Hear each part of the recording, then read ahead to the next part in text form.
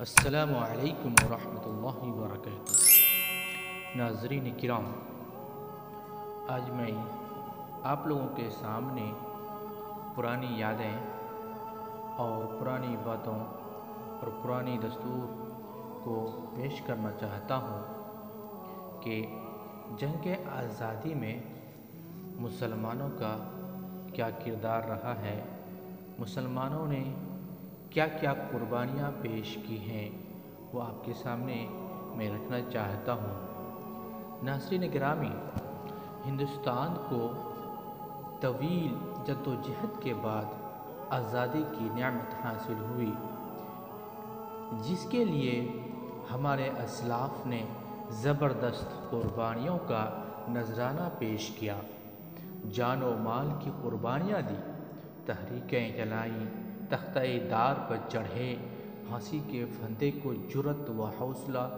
اور کمال بہادری کے ساتھ بخوشی گلے لگایا، قید و بند کی صعوبتیں جھیلیں اور حصول آزادی کی خاطر میدان جنگ میں نکل پڑے۔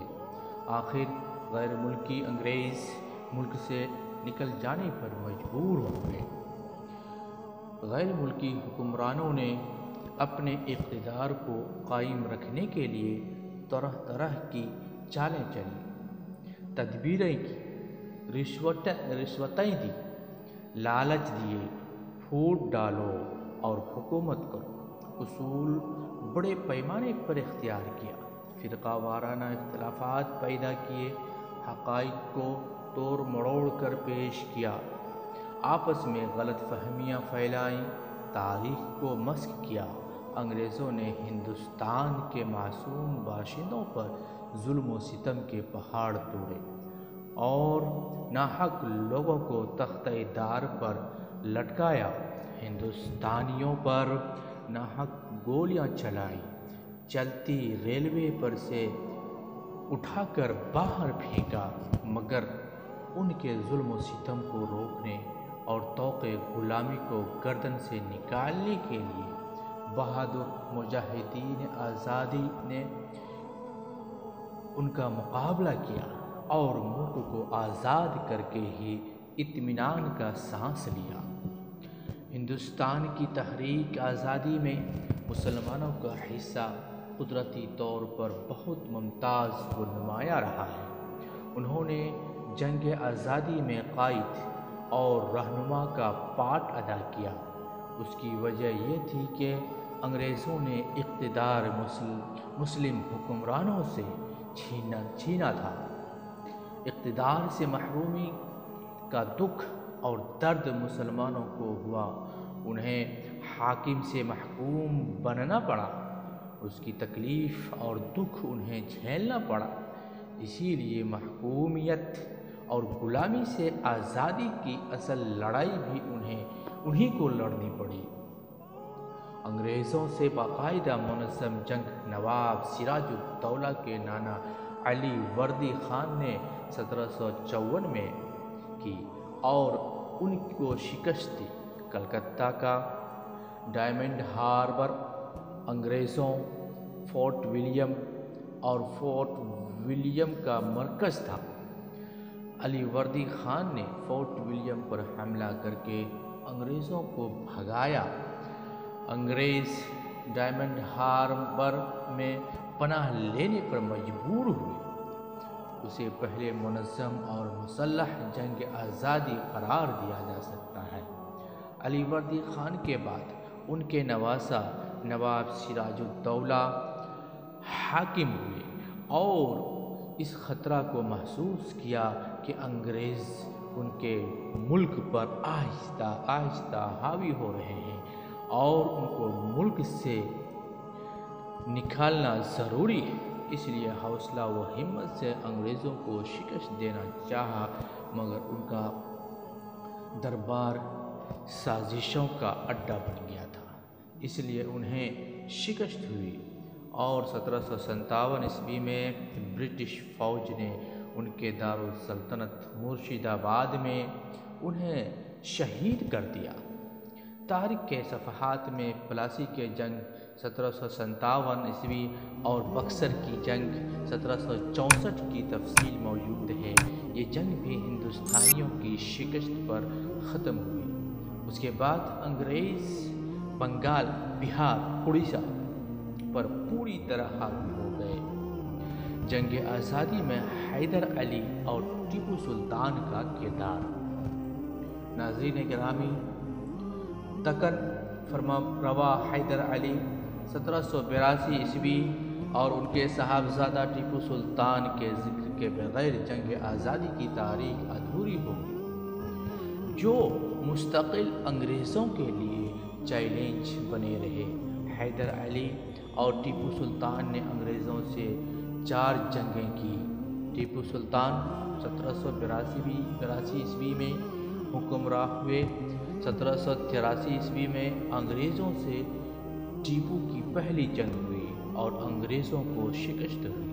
یہ جنگ 1784 میں ختم ہوئی۔ یہ میسور کی دوسری جنگ کہلاتی ہے۔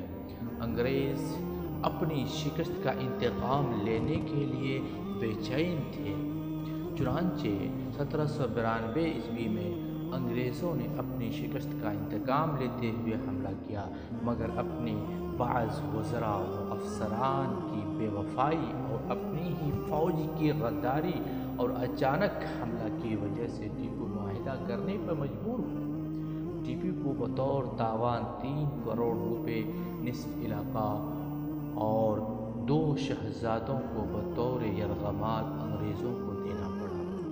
مفکر اسلام حضرت مولانا ابو الحسن علی ندوی رحمہ اللہ لکھتے ہیں، کہتے ہیں، سب سے پہلا شخص جس کو اس خطرہ کا احساس ہوا وہ میسور کا بلند ہمت اور غیور فرما روا فتح علی خان ٹیپو سلطان تھا، جس نے اپنی بالغ نظری اور غیر معمولی ذہانت سے یہ بات محسوس کر لی کہ انگریز اسی طرح ایک صوبہ اور ایک ریاست ہضم کرتے رہیں گے، اور اگر کوئی منظم طاقت ان کے مقابلے پر نہ آئی تو آخرکار پورا ملک ان کا لقمہ ترین بن جائے گا۔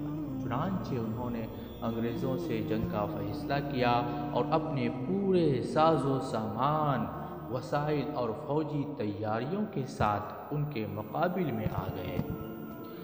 ٹیپو سلطان کی جدوجہد اور اولو العزمی کو دیکھتے ہوئے ٹیپو سلطان نے ہندوستان کے راجوں، مہاراجوں اور نوابوں کو انگریزوں سے جنگ پر آمادہ کرنے کی کوشش کی۔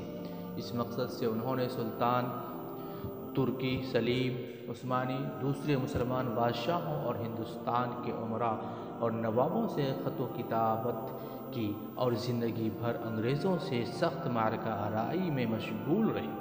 قریب تھا کہ انگریزوں کے ساتھ منصوبوں پر پانی پھر جائے اور وہ اس ملک سے بالکل بے دخل ہو جائے، مگر انگریزوں نے جنوبی ہند کے امراء کو اپنے ساتھ ملا لیا اور آخرکار اس مجاہد بادشاہ نے مئی 1799 ء کو سرنگا پٹنم کے معرکہ میں شہید ہو کر سرخروئی حاصل کی۔ انہوں نے انگریزوں کی غلامی اور اسیری اور ان کے رحم و کرم پر زندہ رہنے پر موت کو ترجیح دی۔ ان کا مشہور تاریخی مقولہ ہے، گیدڑ کی 100 سالہ زندگی سے شیر کی 1 دن کی زندگی اچھی ہے۔ پھر سے میں دہرا دوں، ان کا ایک مقولہ، گیدڑ کی 100 سالہ زندگی سے شیر کی 1 دن کی زندگی اچھی ہے۔ جب جنرل کو سلطان کی شہادت کی خبر ملی تو اس نے ان کی نعش پر کھڑے ہو کر یہ الفاظ کہے کہ آج سے ہندوستان ہمارا ہے، آج سے ہندوستان ہمارا ہے۔ جنگ آزادی میں شاہ ولی اللہ اور ان کے شاگردوں کا کردار دیکھیے، ان کا بھی کردار بہت ہی نمایاں رہا ہے۔ ٹیپو سلطان کی شہادت نیز ہزاروں افراد کے قتل کے بعد ملک میں برطانوی اثرات بڑھتے چلے گئے۔ انگریز سیاسی اثرات بڑھانے کے ساتھ ساتھ مشنری ورک بھی کر رہے تھے۔ اس زمانے میں دینی مدارس بڑی تعداد میں تباہ کیے گئے ان کوششوں کے ساتھ ساتھ دہلی میں ایک تحریک وجود میں آئی جس کے بانی شاہ ولی اللہ محدث دہلوی رحمۃ اللہ علیہ ہیں۔ 1762 عیسوی کا زمانہ تھا۔ ان کی وفات کے بعد ان کے صاحبزادے شاہ عبدالعزیز محدث دہلوی رحمہ اللہ 1824 عیسوی میں نے اپنے والد کی تخت کو بڑھایا اور وہ انگریزوں کے سخت خلافت تھے۔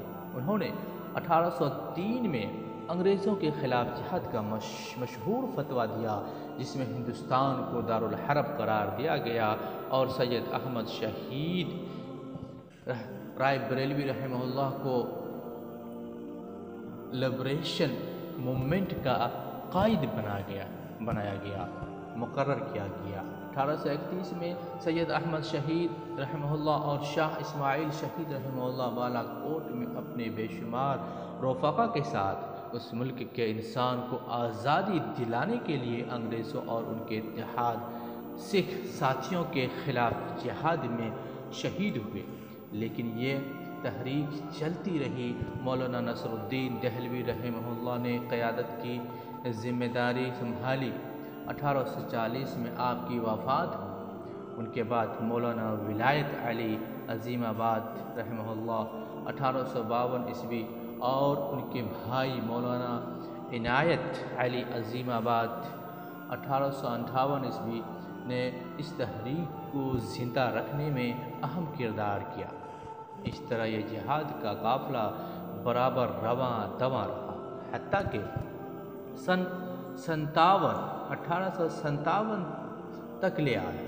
علماء کی اس تحریک کو انگریزوں نے وہابی تحریک کے نام سے مشہور کیا، جو نجد کے محمد بن عبد الوہاب نامی عالم کے نظریات پر مبنی تھی، لیکن حقیقت یہ ہے کہ اس تحریک کے اثر افراد ہندوستان ہی کے مشہور عالم شاہ ولی اللہ محدث دہلوی رحمہ اللہ کے تربیت یافتہ تھے اور یہ تحریک انہی کے نظریات پر مبنی تھی، اس لیے اسے ولی اللہ تحریک کا نام دیا جانا چاہیے۔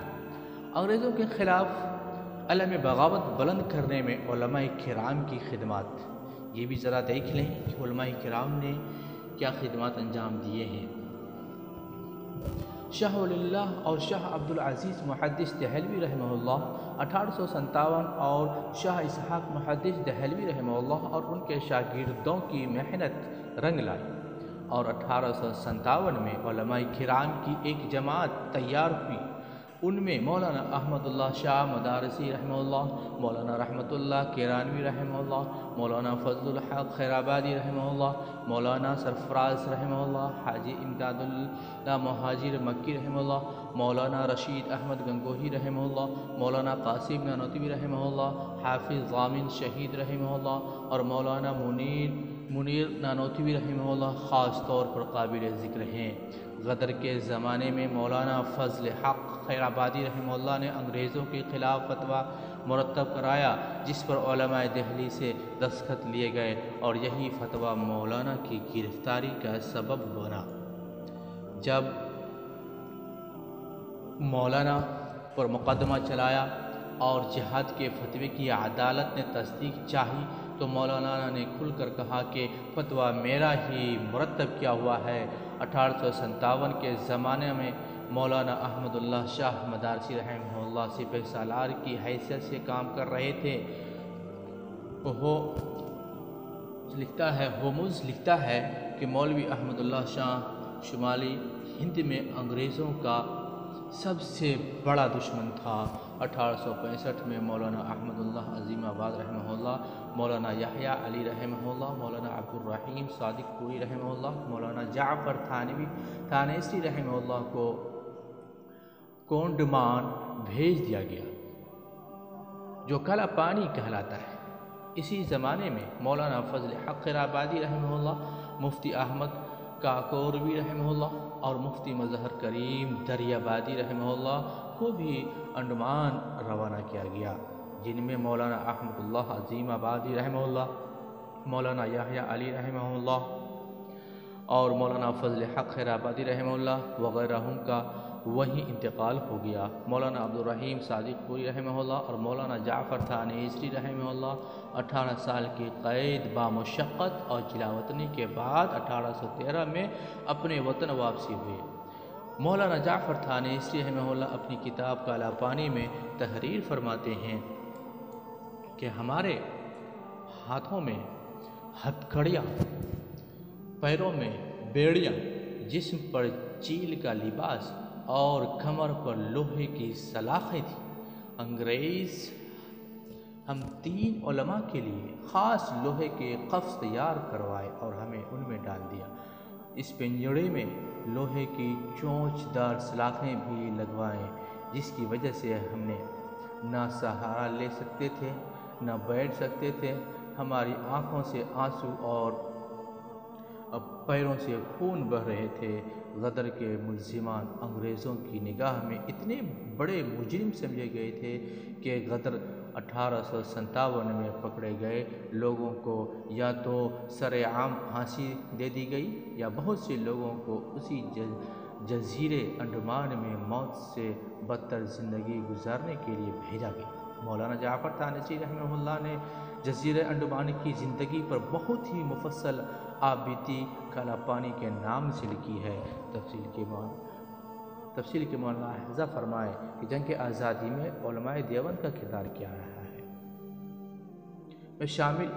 शामिली ज़िला मुज़फ़्फ़रनगर के मैदान में उलमा देवबंद ने अंग्रेज़ों 1857 से बाकायदा जंग की, जिसकी अमीर हाजी इमदादुल्लाह महाजिर मक्की रहमहुल्लाह मुकर्रर हुए और उसकी क़यादत मौलाना रशीद अहमद गंगोही रहमहुल्लाह, मौलाना कासिम नानोतवी रहमहुल्लाह और मौलाना मुनीर नानोतवी रहमहुल्लाह कर रहे थे।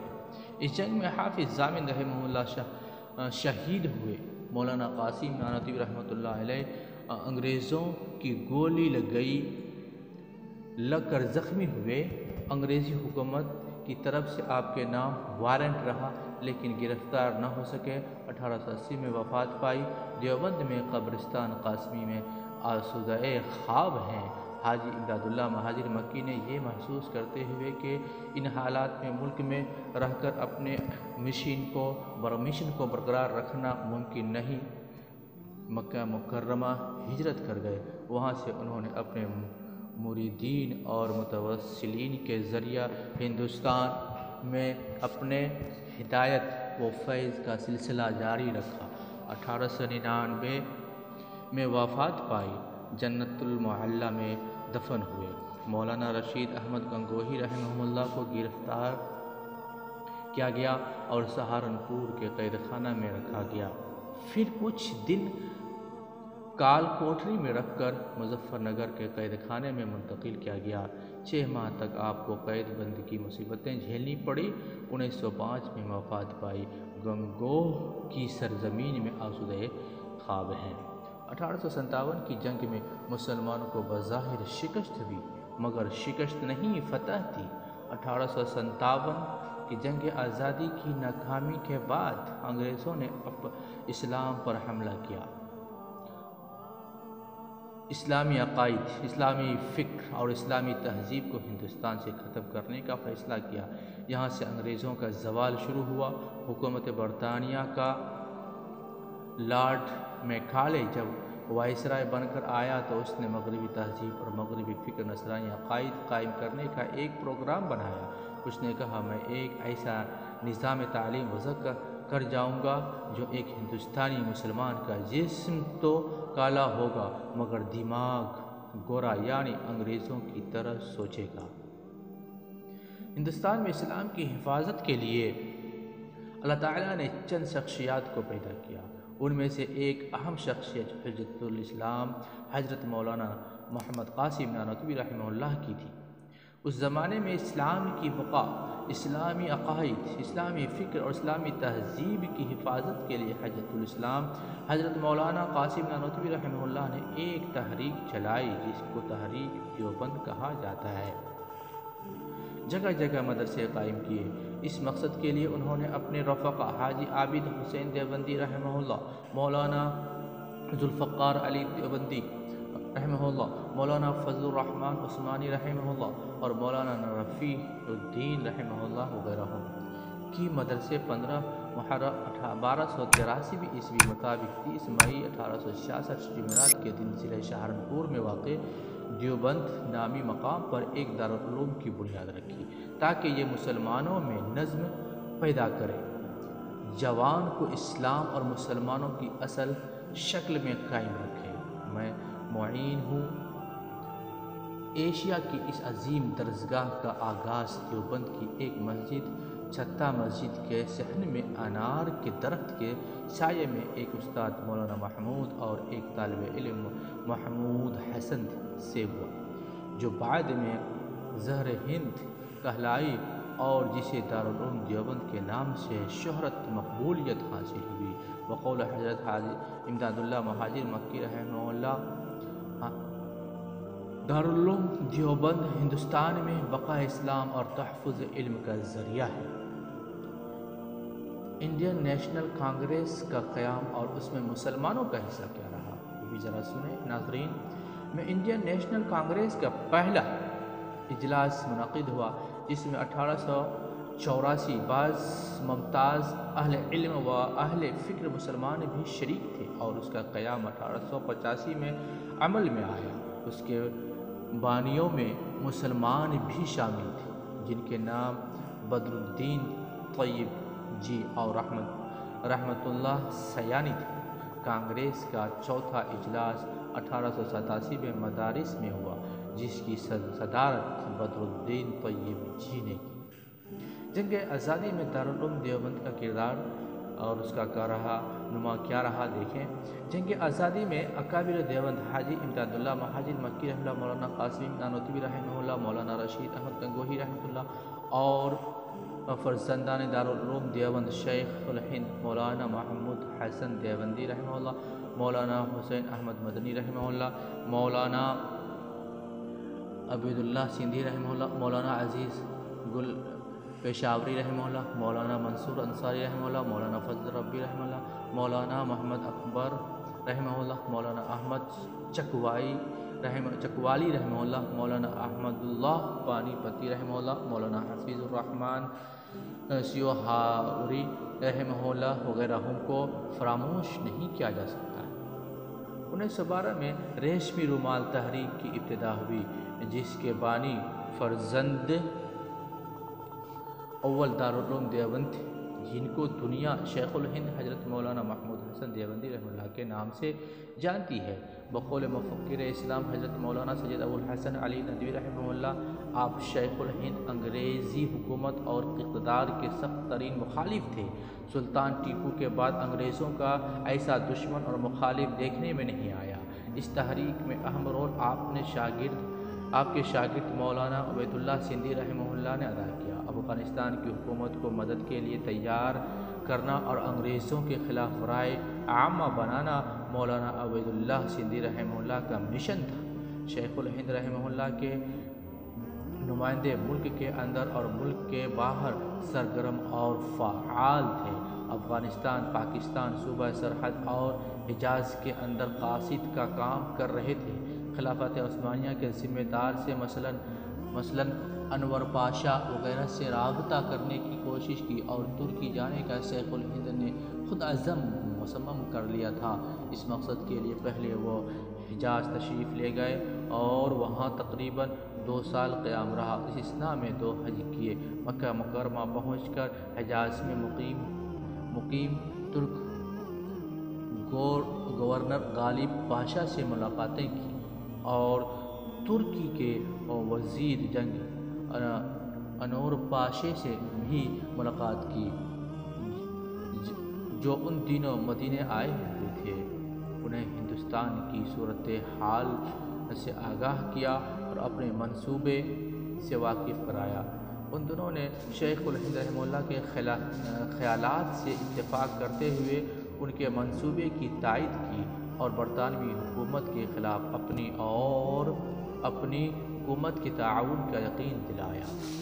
مولانا عبداللہ سندھی رحمہ اللہ نے کابل سے ریشمی رومال پر جو راز دارانہ خطوط شیخ الہند مولانا محمد حسن رحمہ اللہ کو مکہ مکرمہ روانہ کیے تھے، ان کو حکومت برطانیہ کے لوگوں نے پکڑ لیا۔ یہی شیخ الہند رحمہ اللہ کی گرفتاری کا سبب بنی اور رپورٹ اور پورے منصوبے پر پانی پھیر دیا۔ 1916 میں شریف حسین کی حکومت نے ان کو مدینہ منورہ میں گرفتار کر کے انگریزی حکومت کے حوالے کر دیا۔ شریف حسین نے خلافت عثمانیہ کے خلاف بغاوت اور غداری کی تھی، وہ برطانوی حکومت کا وفادار دوست تھا اور خلافت عثمانیہ اور مسلمانوں کی تحریک آزادی کا شدید مخالف تھا۔ 1917 میں شیخ الہند رحمہ اللہ اور ساتویں کو بحیرہ روم میں واقع جزیرہ مالٹا جلاوطن کیا۔ مولانا حسین احمد مدنی رحمہ اللہ، مولانا گل پشاوری رحمہ اللہ، مولانا حکیم نصرت حسین رحمہ اللہ، مولانا وحید احمد رحمہ اللہ وغیرہ مدتوں اپنے اساتذہ شیخ الہند رحمہ اللہ کے ساتھ مالٹا کے قید خانے میں سختیاں برداشت کیں، اور مالٹا کے قید خانہ میں انگریزوں نے شیخ الہند رحمہ اللہ کے ساتھ ظالمانہ برتاؤ کیا، سخت سے سخت سزائیں دی گئیں۔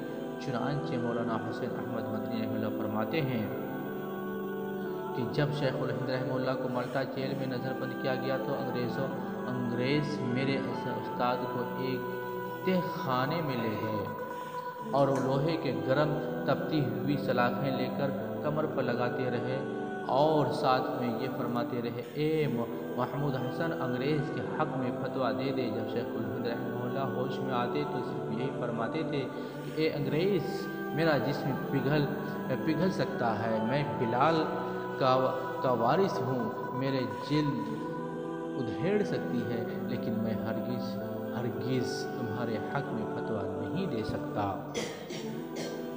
شیخ الہند کی تحریک میں مولانا منصور انصاری رحمہ اللہ، مولانا فضل ربی رحمہ اللہ، مولانا فضل محمود رحمہ اللہ، مولانا محمد اکبر رحمہ اللہ کا شمارہ اہم ارکان میں تھا۔